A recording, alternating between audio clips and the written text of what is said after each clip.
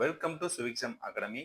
August 1க்கான current affairs ஷார்ட்கட்ஸாக பார்த்துடலாம். அதுக்கு முன்னாடி நம்ம சேனலுக்கு புதுசாக இருந்தீங்கன்னா சப்ஸ்கிரைப் பண்ணிக்கோங்க. ஸோ குடியரசுத் தலைவருடைய துணை குடியரசுத் தலைவருடைய தேர்தல் அப்படிங்கிறது நடக்க போகுது. ஸோ தேர்தல் நோட்டிஃபிகேஷன் விட்டாச்சு. ஸோ ஜென்ரலான இன்ஃபர்மேஷன் என்ன அப்படின்னா, ஒரு நோட்டிஃபிகேஷன் விட்ட 30 டேஸில் கண்டிப்பாக எலெக்ஷன் வைக்கணும். அந்த எலெக்ஷனுக்கு எலக்டர் ரோல் அப்படிங்கிறது ரெடி பண்ணணும். ஸோ மொத்தம் நமக்கு மக்களவையில் எவ்வளோ பேர் இருக்காங்க அப்படின்னா 543 பேர் வந்து என்னன்னா இருக்காங்க டோட்டல். அதுல ஒரு இடம் வந்து காலியா இருக்குது. அது போக 245 உறுப்பினர்கள் கொண்ட மாநிலங்களவையில எத்தனை பேர் வேக்கண்டா இருக்காங்க அப்படின்னு கேட்டீங்கன்னா, ஸோ ஒரு 5 எம்பி வந்து என்ன செஞ்சிருக்காங்க, காலியா இருக்கு. ஏன் அப்படின்னா இவங்க பீகார்ல எலெக்ஷன் இருக்க போது இல்லையா, அதனால தங்களுடைய எம்பி பதவியை ராஜினாமா பண்ணிட்டு என்ன செஞ்சிட்டாங்க, எலெக்ஷன் வேலைக்காக போயிட்டாங்க. ஸோ மொத்தம் எவ்வளவு இருக்குன்னா 782, மறந்துடாதீங்க. 782 இருக்கு. இதுல முக்கியமான விஷயம் என்ன அப்படின்னு எடுத்துட்டீங்கன்னா, ஸோ செக்ஷன்ஸ் 68(2) என்ன சொல்லுது அப்படின்னா, ஒரு துணை குடியரசுத் தலைவர் உயிரிழப்போ இல்ல ராஜினாமா அல்லது பதவி நீக்கம் உள்ளிட்ட காரணங்களால் முழு பதவி காலமா 5 வருஷத்துக்கு முன்னாடியே அவர் தன்னுடைய பதவியை ராஜினாமா பண்ணிட்டாருன்னா எலெக்ஷன் என்ன செய்யணும், முடிந்த அளவு சீக்கிரமாக வைக்கணும் அப்படின்னு சொல்லியிருப்பாங்க. அது போக அவருடைய டென்யூர் அப்படிங்கிறது 5 வருஷம் அப்படிங்கிறதையும் சொல்லியிருப்பாங்க. ஸோ 68(2)ல. அது போக 2வது முக்கியமான ஆர்டிகல் வந்து இதுல என்ன கொடுத்துருக்காங்க அப்படின்னா, ஸோ 2025ல தேர்தல் நடந்துச்சு. தேர்தல் நடந்துட்டு இருக்கும் பொழுது 66ல 1 அப்படிங்கிற விதி வந்து என்ன சொல்லுவோம் அப்படின்னு கேட்டீங்கன்னா, அவருடைய பதவிக்காலம் அப்படிங்கிறத சொல்லணும் இல்லையா. ஸோ பதவிக்காலம் இல்ல, விகிதாச்சார பிரதிநிதித்துவம்.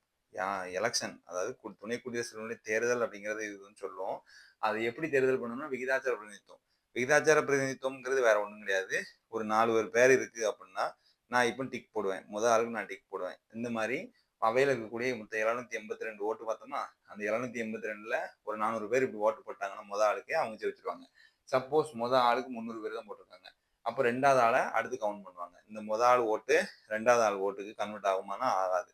சரியா? ஸோ இதான் என்னது, ரெப்ரசன்டேஷன் ஓட்டிங் அப்படின்னு சொல்லுவாங்க. ஸோ நாடாளுமன்றத்துல நிறைய கேள்விகள் வந்து தமிழகத்துல சார்பாக எடுக்கப்பட்டு இருக்கு. அது என்ன அப்படின்னா, மன்னார் வளைகுடா பகுதி இருக்கு இல்லையா, அங்க பெட்ரோலியம் எடுக்கிறதுக்கான ஆய்வுகள் கைவிடப்பட்டதா அப்படின்னு கேட்டிருக்காங்க. அதுக்கு அரசாங்கம் என்ன இருக்காங்க அப்படின்னா, ஸோ மத்திய அரசு வந்து இதுக்கான டெண்டர் எல்லாமே கேட்டிருக்காங்க. ஸோ எல்லாத்துலேயும் அனுமதி அப்படிங்கிறது வாங்கிட்டு இருக்காங்க.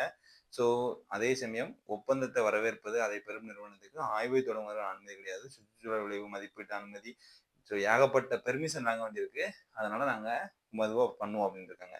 அது போக தமிழகத்தினுடைய மின்திறனை நீங்க என்ன செய்ய போறீங்க, ஆல்ரெடி நம்ம பாரத பிரதமர் மோடி ஐயா வந்து 2000 மெகாவாட் மின் உற்பத்தியை கூடங்குளம் அணுமின் நிலையத்துல இம்ப்ளிமெண்ட் பண்ணதுக்கு அடிக்கல் நாட்டிட்டு போயிருக்காங்க.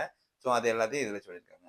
ஸோ நெக்ஸ்ட், கடன் இணைப்பு திட்டம் அப்படிங்கிறது என்ன அப்படின்னா, ஸோ மாநிலங்கள் யூனியன் பிரதேசங்கள் இருக்கு இல்லையா, இதனுடைய கடன் இணைப்பு திட்டம் அப்படின்னு ஒன்று இருக்கு. அந்த பலனை பெறுவதில் பயனாளிகள் வந்து என்னென்ன சவால்கள் இருக்கு அப்படிங்கிறது எல்லாத்தையுமே ஒரு மாதாந்திர மதிப்பாய்வு செய்து எந்த இது அப்படின்னு கேட்டீங்கன்னா, நம்மளுடைய நகர்ப்புற விவகாரங்கள் துறை அப்படிங்கிறது. அப்போ அதன் மூலமா என்ன செய்றாங்க, கடன் இணைப்பு அப்படிங்கிறது தமிழகத்தை சேர்ந்தவங்க மொத்த இதில் 42, 62, 9 பேர் இருக்காங்கன்னு சொல்லியிருக்காங்க. ஸோ தூய்மை கங்கை இருக்குது இயக்கம் போட்டாங்க இல்லையா, அதுக்கு எவ்வளவு கோடி ஒதுக்கியிருக்கீங்க அப்படின்னு கேட்டிருக்காங்க. ஸோ 2025, 2026 வரைக்கும் 26,824,86 கோடி ஒதுக்கியிருக்காங்க. கார் பூலிங் அப்படிங்கிறது என்ன அப்படின்னா, ஸோ மத்திய போக்குவரத்து துறை, அதாவது மாசு கட்டுப்பாடு இருக்கு இல்லையா, அந்த மாசு கட்டுப்பாடை குறைப்பதற்காக இந்த கார் பூலிங் அப்படிங்கிறத ரெடி பண்ணியிருக்காங்க அப்படிங்கிறத ஞாபகம் வச்சுக்கணும். ஸோ இது என்னன்னா டிரைவர் சீட்டை ஷேர் பண்ணி இது பண்றதுன்னு நினைக்கிறேன். ஸோ நெக்ஸ்ட் வேற என்ன அப்படின்னு எடுத்துட்டீங்கன்னா, ஸோ சிபிஎஸ்சி ஸ்கூல் இருக்கு. இதுக்கு முன்னாடி சிபிஎஸ்சி ஸ்கூல்ல என்ன செய்வாங்கன்னா, ஒரு செக்ஷனுக்கு 40 பேர் அப்படிங்கிற ரேஷியோல தான் அட்மிஷன் பண்ணிட்டு இருந்தாங்க.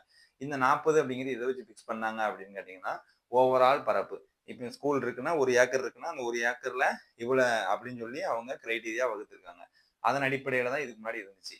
ஸோ இப்படி இருக்கும் பொழுது, ஸோ இப்போ மக்கள் எல்லாமே சிபிஎஸ்சியை நோக்கி போக ஆரம்பிச்சிருக்காங்க. அதனால அங்க பள்ளிக்கூடத்தினுடைய அந்த 40ங்கிற அட்மிஷனை கொஞ்சம் கூட்டணும் அப்படின்னு கோரிக்கை வச்சிருக்காங்க. அதன் அடிப்படையில பள்ளிக்கூடத்தினுடைய கட்டிடத்தினுடைய பரப்பளவை வச்சு நீங்க என்ன செஞ்சுக்கலாம், இனிமேல அட்மிஷனை ஃபிக்ஸ் பண்ணலாம் அப்படின்னு சொல்லியிருக்காங்க. சரியா? ஸோ இதுதான் ரொம்ப முக்கியம். இதுல 40ங்கிறது முக்கியமான ஒரு ஒன்று. ஸோ சீனா விண்ணில் செலுத்தப்பட்ட பாகிஸ்தான் செயற்கைக்கோள், நல்லா புரிஞ்சுட்டீங்களா. ஸோ சீனாவினுடைய சீச்சின்னு இருக்கும் எல்லாமே பாருங்க. சீனாவினுடைய சிச்சுவான் மாகாணத்துல சிச்சாங் அப்படிங்கிற விண்வெளி மையத்துல பிஆர்எஸ்எஸ் அப்படிங்கிற ஒண்ணே ஒண்ணு. பாகிஸ்தானுக்கு பார் போடணும் அப்படின்னு வச்சுக்கோங்களேன். ஸோ BRSS அப்படின்னு வச்சுக்கோங்க. அந்த 1 அப்படிங்கிற சேட்டலைட்டு இது எதுக்கு பூமியில ஸோ என்னென்ன காலநிலை மாற்றங்கள் வருது அதனோட அச்சுறுத்தல் என்ன அப்படிங்கிறத கண்டுபிடிக்கிறதுக்காக இந்த இது ஏவிருக்காங்க.